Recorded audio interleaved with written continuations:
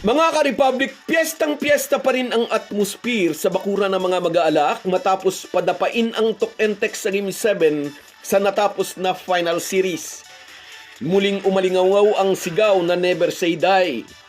Sabi ng mga talangkang buzzers, hindi raw makamove on ang ating channel. 4 na araw na raw natapos ang final series, ikino-content pa rin natin. Sila nga panay pa rin ang pagtanaw nila pabalik sa panahon ni Randy Hollis Jefferson. Kaya sila ang hindi makamove on. Mas bago itong ikino-content natin dahil hanggang ngayon ay umiiyak pa rin ang mga talangka nang mag-champion ang Ginebra. Pag-uusapan po natin yan, pero bago ang lahat ay maglalambing po ako sa inyo na isubscribe ninyo itong ating channel. At kung di masyadong makakaabala ay i-like at paki-share na rin ninyo. Malaking bagay po yan sa aming mga vlogger. Maraming salamat. Mga ka-Republic, sa harap ng 24,670 na crowd sa Mall of Asia Arena, tinuldukan ng Ginebra ang mahigit 3 taong title drought. Hindi ito matanggap ng mga talangka na hanggang ngayon ay kumukuda sa social media. Iyon at iyon pa rin naman ang kanilang ipinuputak. Kinakampihan daw ng mga referee ang Barangay Ginebra. Wala silang alam na ibang reklamo, kaya naman iisa lang din ang isinasagot ko sa kanila. Magsumbong sila sa kanilang barangay, magpa-back up sila kay Kagawad. Anyway, nakakarindi na ang ganitong narrative ng mga talangka, kaya wag na natin silang pag-usapan. Doon tayo sa ibang anggulo ng makasaysayang Game 7. Kahit ang ibang mga Ginebra fans, kinakalampag nila ang mga locals ng Gin Kings sa kabuuan ng Best of 7 Final Series. Naging kawawa raw si Justin Brownlee dahil halos mag-isa lang ito sa pagbuhat sa Ginebra. Habang sa kabilang kupunan ay malaki ang naitutulong ni na R.R. Pugoy at Calvin Oftana nung hindi pa masyadong ramdam ang injury ng former NCAA MVP. Nakuha ng Ginebra ang panalo sa Game 1 pero nakabawi ang TNT sa Game 2. Sa Game 3, pumutok ang opensa ni Stephen Holt. Dito'y nakuha ulit ng Ginebra ang panalo. Sa Game 4, bumalik ang malamig na laro ni Holt, nanalo ang tropang 5G. Marami naghintay sa muling pagputok ng opensa ni Stephen Holt, ngunit hindi ito nangyari. Tumatakbo ang final series at tila napupunta sa panig ng Tok-N-Tek ang momentum. Then ang makasaysayang Game 5 kung saan umiscore si Justin Brownlee ng 54 big points para ilagay ang Gin Kings sa bingit ng championship. Ngunit gaya nga po ng alam na nating lahat, hindi pumayag ang TNT na basta isuko ang corona. Si Chris McCullough naman ang nagpamalas ng halimaw na performance, 53 points and 22 rebounds. Bagamat 52 points pa rin ang pinaulan dito ni Justin Brownlee, nabigo ang Ginebra na sungkitin ang kampyonato dahil naging mapurol ang baril ng mga locals. 3 puntos lang si Scottie Thompson at 6 si RJ Abarientos. Samantalang nakakuha si C-Mac ng sapat na tulong mula sa mga locals ng TNT. Sabi ng mga basketball aficionados, nasa TNT ang momentum going into Game 7. Huwag na nating ulit-ulitin ang nangyari noong Game 7 dahil sasama na naman ang loob ng mga talangka.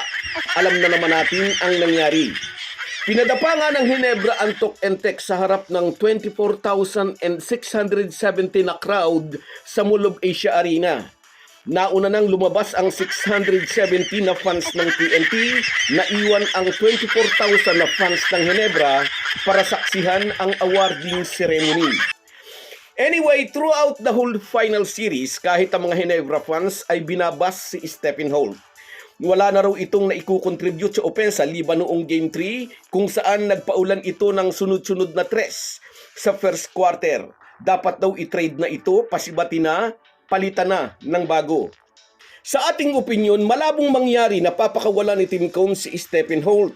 Sa basketball, lalo na sa isang championship series, hindi lang ang bilang ng puntos ng isang player ang tinitingnan. May mga naiambag si Holt na hindi natin nakikita sa stats sheet, yung kanyang malagkit na depensa. Pagkatapos ng Game 7 sa loob ng dugout, nag-sorry si Tim Cone kay Holt. Sinabi ng Ginebra coach, gusto lang niyang lalo pang humusay ang former Rookie of the Year. Batid ni CTC, isa si Holt sa kanyang mga locals na may mataas na IQ sa pagbasa ng laro. Kung di man naka-score si Holt sa Game 7, ang kanyang mga rebounds ang isa sa mahahalagang salik kung bakit nasungkit nila ang championship. Kaya malabong mangyari na iti-trade siya ng Ginebra. Malaki ang magiging papel ni Stephen Holt sa paparating na Governor's Cup na magsisimula sa July 10. Nag-beg off sa Gilas duty si Scottie Thompson dahil sa injury na tinamo sa final series at di natin alam kung kailan siya makababalik. Habang wala si Thompson, isa si Holt sa makakatuwang ni Arya Abarientos sa backcourt. Kaya yung sinasabi ni Paul Artadi na matitrade na raw si Holt, itaga raw sa bato, malabo po itong mangyari. Kahit may mga Ginebra fans na nagsasabing walang naitutulong si Stephen Holt, hindi po totoo yan. Sa isang final series, hindi siya ibababad ni Tim Cone sa laro kung wala siyang kontribusyon. Bukod kay Nards Pinto, si Holt ang pumigil kay Jordan Heading upang mahinto ang maganda nitong laro sa first half ng Game 7. Ang lateral quickness at physical na depensa ni Holt ay magiging malaking bahagi ulit ng kampanya ng Ginebra sa paparating na Governor's Cup. So guys, yan lang muna. Hanggang sa muli. Kung wala po kayong mga viewers namin ay walang magtatagumpay na vlogger. Kaya salamat po sa inyong panunood. Shoutout sa iyo, Maria Carlina Maquinto. Yes, kung kakampi, di laging champion. At sa iyo rin, Cecilio Tenorio. Congratulations sa atin, idol.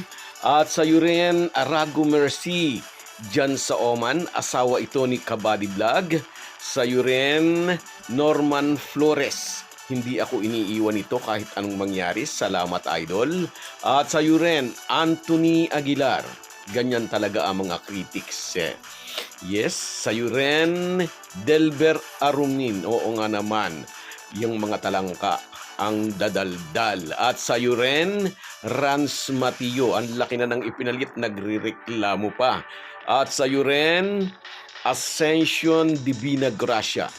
Asa na yung Homer Talangka, sabi niya. At sa iyo rin, shout out, Jimboy. Salamat sa inyong lahat. Kahit gaano po tayo kabisi, ay huwag po nating kalimutan ang ating buhay espiritual. Lagi po tayong magpasalamat sa bawat araw na dagdag sa ating buhay. Malaki po ang maitutulong ng pananalangin araw-araw. Isang paalala po mula sa inyong Halo Halo Sports Republic.